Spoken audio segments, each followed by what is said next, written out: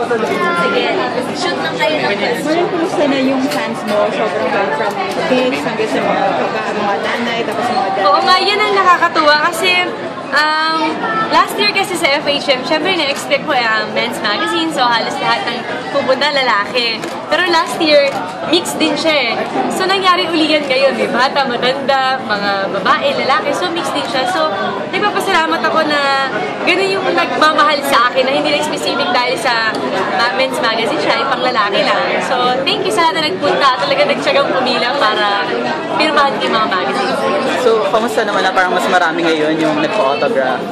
Natuwa ako dahil lang sabi, breaking the record ulit ako ngayon. So, yay!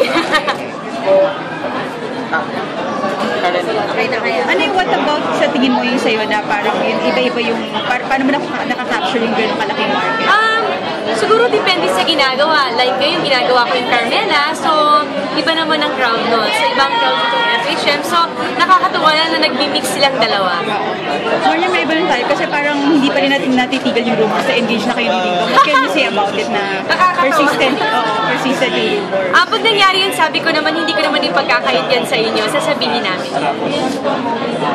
Pero may narinig ako na parang may inaantay ka daw muna bago ka sumagot ng yes. May mga gagawin lang muna ako. Tapos pag nagawa ko na yun, siguro masasabi kong okay na. Thank you.